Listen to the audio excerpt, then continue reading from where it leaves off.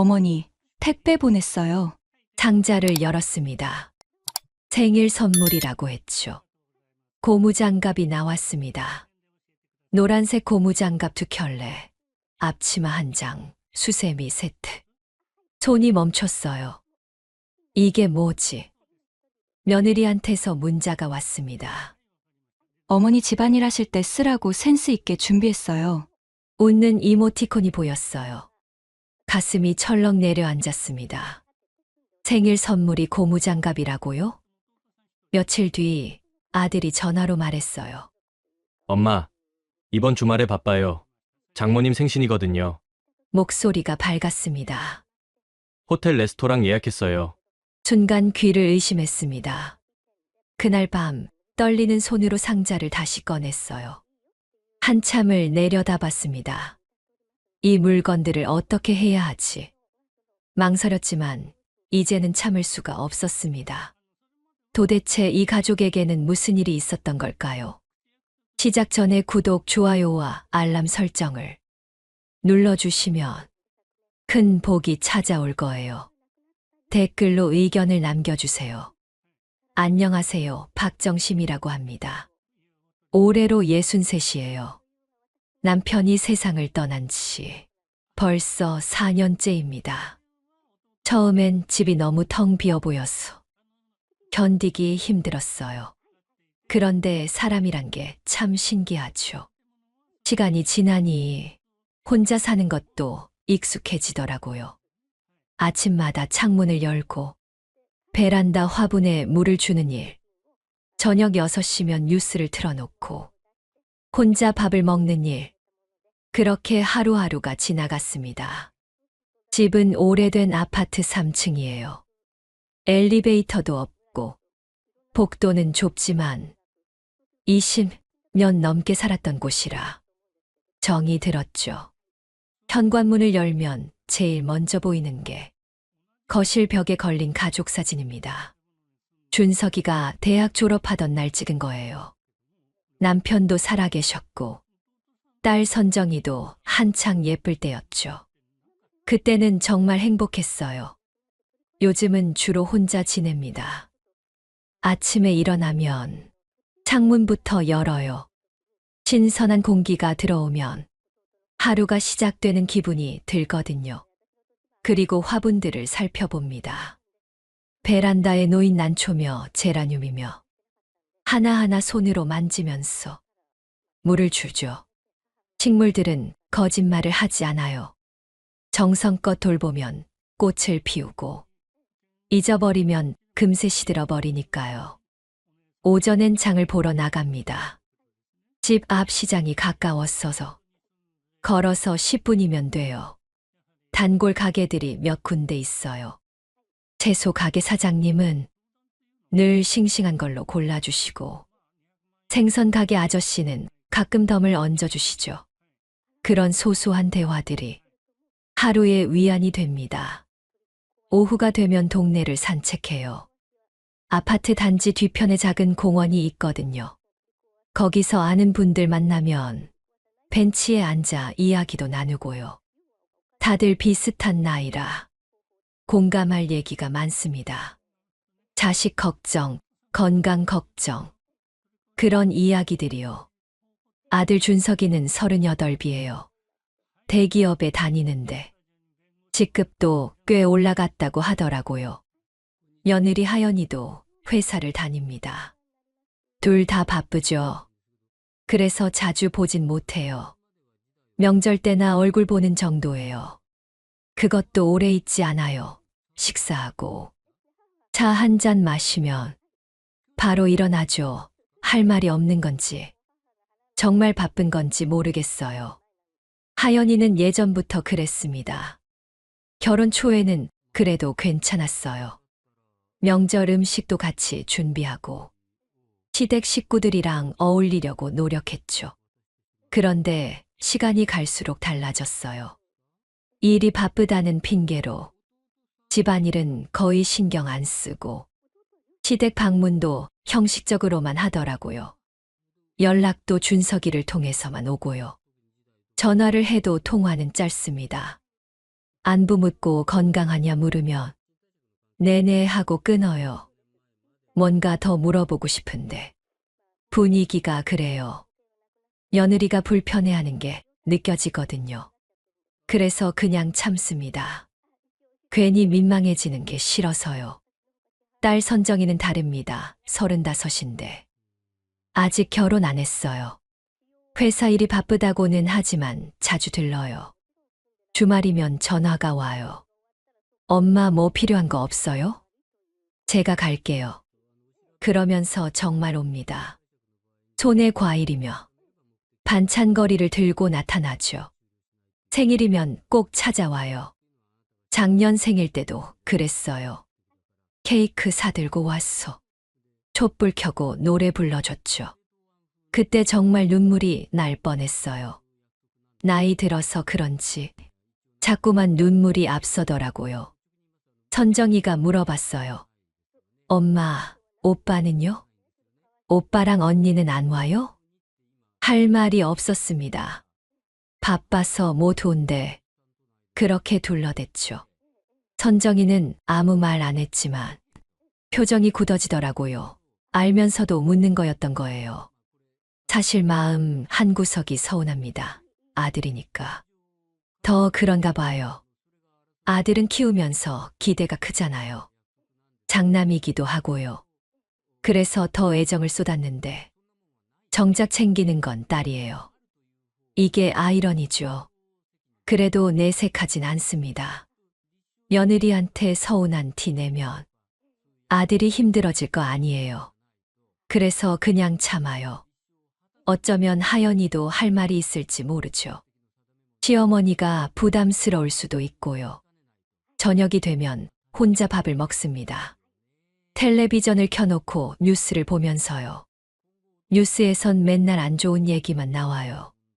경기가 안 좋다느니, 물가가 올랐다느니, 그런 얘기 들으면 괜히 마음이 무거워져요. 밤에는 침대에 누워 천장을 봅니다. 남편 생각이 나요. 남편이 살아있었으면 지금쯤 어땠을까? 아들 부부가 이렇게 안 왔을까? 그런 생각하다 보면 잠이 와요. 이렇게 하루가 지나갑니다. 평범하고 조용한 날들이에요. 특별한 일도 없고 큰 문제도 없어요. 그런데 가끔은 이 평온함이 오히려 불안하게 느껴질 때가 있습니다. 뭔가 조금씩 어긋나고 있는 것 같은 기분이 들거든요. 그 예감은 틀리지 않았습니다. 생일이 한 달 앞으로 다가왔을 때였습니다. 선정이한테서 전화가 왔어요. 목소리가 밝더라고요. 엄마, 이번 생신 때 제가 식사 준비할게요. 미리 선물도 사둘 거예요. 그 말을 듣는데 가슴이 따뜻해졌습니다. 딸이 이렇게 챙겨주니 고마웠죠. 괜찮아. 내가 바쁜데 뭐 그렇게 사양했지만 선정이는 듣지 않았어요. 엄마 생신인데 당연히 챙겨야죠. 오빠한테도 얘기할게요. 그러면서 전화를 끊었습니다. 며칠 뒤에 준석이한테서 연락이 왔어요. 오랜만에 아들이 먼저 전화를 해서 반가웠습니다. 엄마, 생신 때 저희도 달게요. 그 말에 마음이 환해졌어요. 그래. 그래 와라 밥 해놓을게 그렇게 대답했죠. 그런데 이틀 뒤에 또 전화가 왔습니다. 이번엔 목소리가 좀 달랐어요. 무거운 느낌이랄까요, 엄마. 그게 말이에요. 하연이가 그날 일정이 있대요. 그래서 못 갈 것 같아요. 순간 말문이 막혔습니다. 일정이요. 무슨 일정인데요? 물어보고 싶었지만 참았어요. 괜히 물어봤다가 며느리 눈치 없다는 소리 들을까 봐요. 아, 그래 바쁘면 어쩔 수 없지. 그렇게 둘러댔습니다. 그런데 준석이가 말을 이었어요. 엄마, 요즘 그런 거 다 생략하는 분위기예요. 생신이라고 꼭 모일 필요는 없잖아요. 그 말을 듣는 순간 뭔가 가슴이 답답해졌습니다. 생략이라니요. 생신을 생략한다고요? 그게 무슨 말인가 싶었어요. 그래도 내색하지 않았습니다. 그래, 알았어, 괜찮아. 그렇게만 말하고 전화를 끊었죠. 손에서 핸드폰을 내려놓는데 손이 떨렸습니다. 화가 나는 건지 서운한 건지 모르겠더라고요. 그냥 마음이 복잡했어요.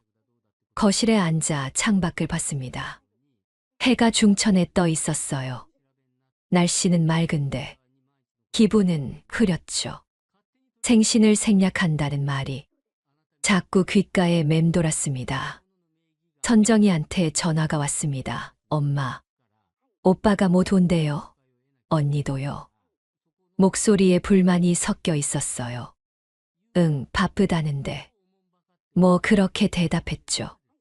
선정이가 한숨을 쉬었습니다. 에휴, 맨날 바쁘기만 하네. 선정이 말에 대답을 못했어요. 할 말이 없었거든요. 사실 맞는 말이니까요. 그래도 아들 편을 들어주고 싶었습니다. 그래, 일이 바쁘면 어쩔 수 없지. 그렇게 둘러대는 제 목소리가 떨렸어요. 며칠이 지났습니다. 마음이 계속 무거웠어요. 생각할수록. 이해가 안 됐거든요. 생신인데. 며느리가 못 온다는 게 말이 되나요? 일정이 있다고 했지만 진짜 그런지도 의심스러웠습니다.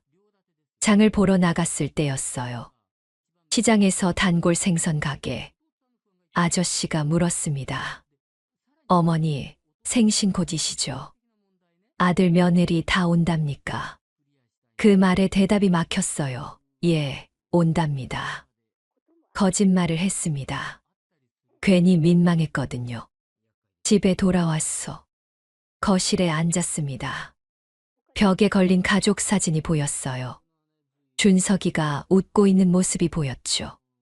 그때는 참 좋았는데 언제부터 이렇게 된 걸까요? 핸드폰을 들었습니다.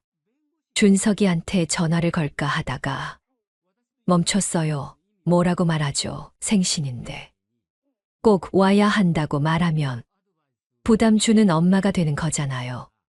그래서 그냥 핸드폰을 내려놓았습니다. 저녁을 먹는데 밥이 넘어가지 않았어요. 텔레비전을 켰지만 내용이 귀에 들어오지 않았습니다. 자꾸만 생각이 꼬리를 물었어요. 하연이는 왜 안 오려고 하는 걸까요? 정말 일정이 있는 걸까요? 다음 날 오후에 선정이가 전화를 했습니다. 엄마, 언니한테. 제가 한번 얘기해 볼게요. 생신인데. 그래도 와야죠. 목소리에 단호함이 묻어났어요. 아니야. 괜찮아, 바쁘면 어쩔 수 없는 거지 말렸지만 소용없었습니다. 선정이는 이미 마음먹은 듯 했어요. 엄마는 맨날 참기만 하시잖아요. 이번엔 제가 얘기할 거예요. 전화를 끊고 나니 불안했습니다. 선정이가 하연이한테 뭐라고 할지. 걱정됐어요. 괜히 관계만 더 나빠지는 건 아닐까요? 다음 날 저녁에 준석이한테서 전화가 왔습니다. 목소리가 평소와 달랐어요. 뭔가 불편한 기색이 역력했죠. 엄마. 선정이가 하연이한테 전화했대요. 생신에 꼭 오라고요. 숨이 턱 막혔습니다. 아, 그랬구나. 그것밖에 말이 안 나왔어요. 엄마가 섭섭해 하신다고 했대요. 준석이 목소리가 조금 날카로웠습니다. 그런데 엄마, 요즘은 그런 거 다 생략하는 분위기잖아요. 생신이라고 꼭 챙겨야 하나요? 그 말을 듣는 순간 가슴이 철렁했습니다. 아들이 제 마음을 이해하지 못한다는 게 느껴졌어요. 아니, 이해하려고 하지 않는다는 게 더 정확했죠. 아니야. 괜찮아, 선정이가 괜한 얘기한 거야. 변명처럼 말했습니다. 그런데 준석이가 한숨을 쉬었어요. 하연이가 많이 부담스러워해요. 요즘 시댁 챙기는 문화가 너무 구식이래요. 구식이라는 말이 귓전을 때렸습니다. 생신을 챙기는 게 구식이라고요. 그게 며느리 생각이었구나 싶었어요. 그래, 알았어. 미안하다. 그렇게 말하고 전화를 끊었습니다. 미안하다는 말이 입에서 나온 게 이상했어요. 뭐가 미안한 걸까요? 생신을 챙겨달라고 한 것도 아닌데요. 핸드폰을 내려놓고 한참을 멍하니 앉아 있었습니다. 마음 한구석이 서늘해졌어요. 이건 단순히 바빴어. 못 오는 게 아니라는 걸 알았거든요. 며느리는 처음부터 오고 싶지 않았던 거예요. 그리고 아들은 며느리 편이었고요. 창밖을 봤습니다. 어둠이 내리고 있었어요. 거리의 가로등이 하나둘 켜지기 시작했죠. 뭔가 미묘하게 어긋나고 있다는 느낌이 들었습니다. 그동안 참아왔던 것들이 조금씩 수면 위로 떠오르는 것 같았어요. 이게 시작일까요? 아니면 이미 오래전부터 시작된 걸까요? 손으로 가슴을 눌렀습니다. 답답했어요. 그냥 답답했습니다. 생일 당일 아침이었습니다. 눈을 뜨자마자 핸드폰을 확인했어요. 혹시 준석이한테서 연락이 왔을까 싶어서요. 아무것도 없었습니다. 문자도 없고 전화도 없었죠. 일어났어. 거실로 나왔습니다. 창밖으로 햇살이 들어왔어요. 날씨는 좋았습니다. 그런데 마음은 무거웠죠. 오늘이 제 생일이라는 게 실감이 안 났어요. 선정이는 오전 11시에 온다고 했습니다. 식사 준비를 해온다면서요. 시계를 봤어요. 아직 9시였습니다. 2시간이 남았죠. 소파에 앉아 텔레비전을 켰습니다. 아침 드라마가 나왔어요. 화면을 보고 있었지만 내용은 하나도 들어오지 않았습니다. 자꾸만 준석이 생각이 났거든요. 오늘은 정말 안 오는 걸까요? 10시쯤 됐을 때 초인종이 울렸습니다. 가슴이 뛰었어요. 혹시 준석이가 온 건 아닐까 싶어서요. 서둘러 현관으로 갔습니다. 문을 여는데 택배 기사님이 서 계셨어요. 박정심 님 맞으시죠? 택배 왔습니다. 순간 실망감이 밀려왔지만 애써 웃으며 받았습니다. 네, 감사합니다. 상자를 들고 거실로 들어왔습니다. 발신인을 봤어요. 준석이 이름이 적혀 있었습니다. 가슴이 또 뛰었어요. 아들이 선물을 보낸 거구나. 그래도 챙기는구나. 상자를 조심스럽게 열었습니다. 안에 뭐가 들었을까? 기대하면서요. 포장지를 걷어냈어요. 그런데 눈에 들어온 건 고무장갑이었습니다. 노란색 고무장갑 2켤레요. 그 옆에 앞치마 한 장이 보였고요. 수세미 세트도 있었습니다. 초록색이랑 분홍색이랑 여러 개가 들어 있었죠. 손이 멈췄습니다. 이게 뭐지? 잠깐 동안 이해가 안 됐어요. 생일 선물이 고무장갑이라고요? 앞치마랑 수세미라고요? 상자를 내려다봤습니다. 혹시 다른 게 더 있나 싶어서 뒤져봤어요. 아무것도 없었습니다. 편지도 없고 카드도 없었죠. 그냥 고무장갑이랑 앞치마랑 수세미만 덩그러니 들어있었어요. 가슴이 먹먹해졌습니다. 이게 정말 생일 선물인가요? 아들이 엄마 생일에 보내는 선물이 이런 거라고요. 소파에 주저앉았습니다. 상자를 무릎에 올려놓고 한참을 들여다봤어요. 고무장갑이 눈에 들어왔습니다. 새 것이었어요. 포장도 그대로 되어 있었죠. 며느리가 고른 거겠죠. 준석이가 직접 골랐을 리 없으니까요. 핸드폰이 울렸습니다. 선정이었어요. 전화를 받았어요. 엄마, 곧 도착해요. 10분만 기다리세요. 그래, 천천히 와. 목소리가 떨렸습니다. 선정이가 눈치챘는지 물었어요. 엄마, 괜찮으세요? 목소리가 이상한데요. 아니야. 괜찮아, 기다릴게 그렇게 말하고 전화를 끊었습니다. 10분 뒤에 선정이가 왔습니다. 손에 케이크 상자랑 쇼핑백을 들고 있었어요. 환하게 웃으면서 들어왔죠. 엄마, 생신 축하해요.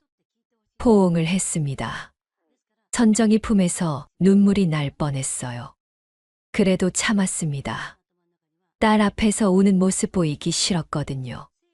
선정이가 거실을 둘러봤습니다. 그러다 소파 위에 놓인 상자를 봤어요. 엄마, 이게 뭐예요? 다가가서 안을 들여다보더니 표정이 굳었습니다. 고무장갑이요. 앞치마랑 수세미요. 선정이 목소리가 날카로워졌어요. 이게 무슨 생일 선물이에요? 아들이 보낸 거야. 택배로 왔어. 담담하게 말했습니다. 선정이 얼굴이 붉어졌어요. 오빠가 이걸 보냈다고요? 생신 선물로요? 그래, 대답했습니다. 선정이가 상자를 집어들었어요. 이건 말도 안 돼요. 무슨 생각으로 이런 걸 보내요? 아마 며느리가 고른 거겠지 말하면서도 가슴이 아팠습니다. 선정이가 핸드폰을 꺼냈어요. 오빠한테 저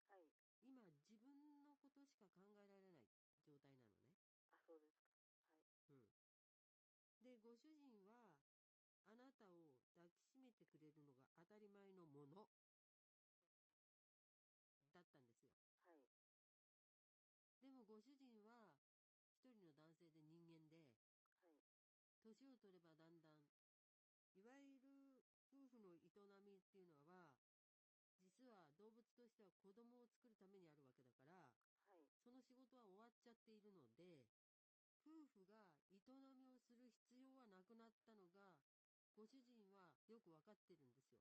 あ、そうですか。はい。ところが、あなたはそれが分かっていない。はい。うん。夫婦っていうのは常に営みがあって当たり前だと思っている。はい。それだけなんですね。あ、そうですか。はい。だけど、もうご主人にそれを求めたらご主人かわいそう。あ、そうですか。はい。うん。はい。だけど、ご主人に抱きしめてほしいっていうのは言っても構わない。あ、そうですか。うん。はい。あなたもそうするともうちょっと大人にならないとダメだね。あ、そうですね。はい。うん。そこはわかる？はい。うん。じゃあ大人になりましょう。はい。それでですね、はい。さっき大原先生がおっしゃった、何しなさいって言ったことを覚えてますか？走る。うん。覚えてますね。はい。今あなた寂しさのあまり、脳の中の一番大切な部分がね、はい。神経がもうなくなりそうになって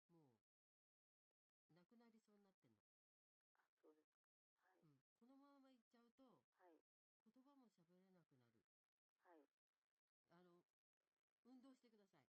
はい。わかりましっした。かりと汗が出るぐらい走って。はい。その走ることによって脳の神経が戻ってくるから。はい。うん。わかりました。いいですね。はい。はい。じゃあ失あり礼しまがとうございました。あす。りがとうございました。はい。もしもし、テレフォン人生相談です。あ、もしもし。はい、よろしくお願いします。よろしくお願いします。今日どんなご相談でしょうか？妻から離婚を言われまして、はい。それで、どうにか修復できないかと思いまして、お電話をさせていただいたんです。はい。あなた様おいくつですか？46です。46歳。はい。奥様おいくつでしょ同じ年46です。う？ 46 歳同士のはい。ご夫婦。結婚どれぐらいになるんですか？今が23年目ですね。23年目。はい。じゃあ23歳同士の時に。そうですね。はい。恋愛結婚ですか？はい、恋愛です。恋愛。はい。学生時代の友達とか。学生時代の友達の紹介はい。で知り合ったみたいな感じ。はい。お子さんは？娘3人で、はい。上から23歳、はい。から20歳、はい。から16歳です。16歳。女の子ばっか3人。はい。ねえ、外から見ると幸せな多分ご家庭に見えるんだと思うんですが。はい。はい。この離婚の理由はズバリ何なんでしょ私の浮気が原因です。う？はい。はい。浮気がね。はい。浮気が浮気でとどまらなかったんですか？そうですね。今から2ヶ月ほど前にですね、はい。私がちょっとうつ病で入院しまして、はい。で、その時に、私の携帯の方に、その女性の方からメールが来まして、えでそのメールを妻の方が見まして、え。はい。で、それで女性がいるっていうのが発覚したはいはい。この女性とはお付き合いどれぐらいなんでしょ約5年ほどなります。う？ 5 年ほど。はい。深い関係なんですか？そうですね。体の関係までありました。はい。相手の方には、相手の方おいくつでしょ一つ上の47です。う？ 47 歳。相手のはい。方には家庭はあるんですか？はい、あります。はい。まあじゃあお互い隠してたことが、そうです。はい。あなた入院の結果バレてしまったと。そうです。で、はい。それに対してあなたは奥さんに、はい。どんな風に全面的に認めるという形で話をされてしまった。そうです。もう、嘘は通せないと思って、はい。もう全面的にもう認めました。はい。で、その結果、例えば奥さんとその彼女が会ったりというようなことはあったんですか？嫁の方がなんかメールでやり取りをしてたみたいなんですけども、はい。そのメールに対して向こうからの返事は一切ないような状態。はい。じゃあ直接会まあそういうことになりまして、で、そのはい彼女からあなたへの、なんというかこう、連絡というか、もう、それも今はもう一切ないです。一切なくなっちゃった。はい。もう一あらら切ないです。はい。あらら。自分からも一切してないです。はい。じゃあ消滅してしまったんですね、これは。そうです。はい。でも、奥さんとしてはやっぱりもう許しがたいということなんでしょうね。そうですね。もう死んできてたのうに、ん。裏切られたうん。っていう気持ちが強いみたいで、はい。はいで、このうつで入院2ヶ月前ということなんですが、今もまだその症状を引きずってらっしゃるんですか？そうですね。2ヶ月前入院した原因っていうのは、仕事上のトラブルが原因だったんですけれども、はい。さらに女性の問題も加わって、なんか余計、なんか精神的にちょっときつくなったような感じになってしまって、仕事上トラブルってことは、今仕事はしてらっしゃらない。そうですね。今、休職してます。休職してます。はい。普通のって言い方は変ですけども、会社員なんですか？はい、はい、会社員。会社員で。はい。はい。じゃあ会社の方も休んでるし、はい。精神的にも、今、まあ、入院した。今入院してないんですよね。もう今、退院してます。退院してる。はい。でもやっぱりちょっとお声を聞いてると元気がないというか、はい。はい。どうしたらいいか。奥さんからは離婚してくださいと。はい。離婚にあたって、どういうことをおっしゃってます？例えば慰謝料これぐらいとか、そんな話まで言ってますか？慰謝料を取るなら、慰謝料を、はい。請求するなら、その向こうの主にも言いますと。うん。もう、慰謝料払わなくていいなら、もう、養育費だけ払ってくださいっていう感じで。で、現在の家庭の状況はどんな感じでしょう？お嬢さんたちにもバレてしまったわけですね。そうですね。はい。そうです。で、皆さん一つ屋根の下で暮らしてるわけですよね。はい。どんな感じですか？もう、バラバラっていう感じですかね。そうですか。これまで、お父さん女の、影がちらつくのよとか、そういう感じではなかった人なんですね、多分あなたは。そうですね。ああ。だからいきなりドカーンと来ちゃった。はい、そうです。あの、で、お子さんとも今話ができてない状態ですか？ね、あんまり、うん。口も聞いてもらえないっていうような。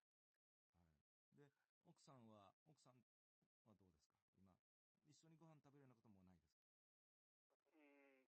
今日、ご飯とかは一緒に食べてるんですけども、はい。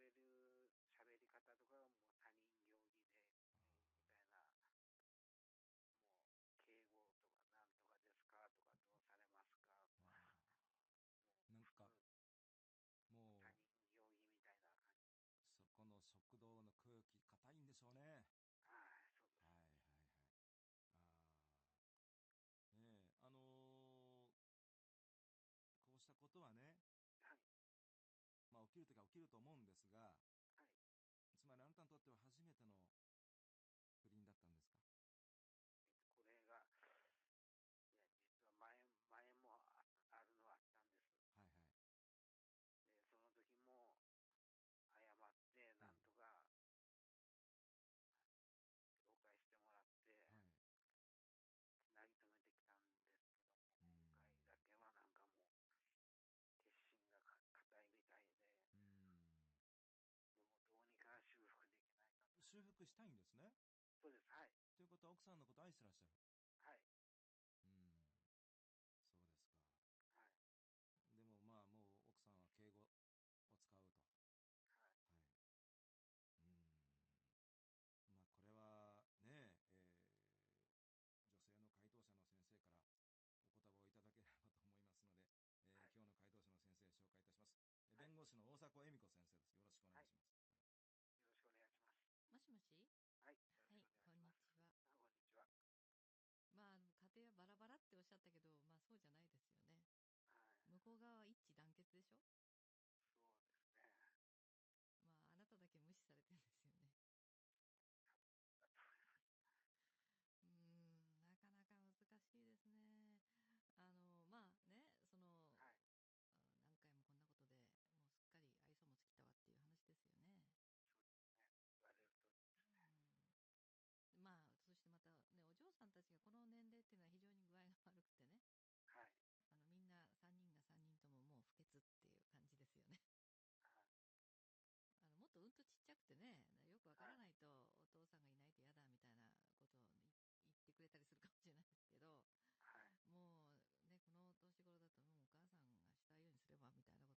ますからね。はい。あんまりあなたにとって運がいい状況が生まれてこないですね。あまあ、例えばこれね、あなたはいと離婚して奥さんは経済的に成り立つんですか？実は障害があってですね。あ、奥さんに。はい。はい。で障害年金とかもらって、で、その中で、なんか、できる範囲で仕事して自立してやっていくって本人は言ってます。今までも仕事はされてたんですか？そうですね。ああ。福祉関係で、はい。そうするとまあ、お給料をもらってきた経験があるんですね。そうですね。うはい。ん。まあ、なかなかそれはね、経済的に自立できちゃうと、はい。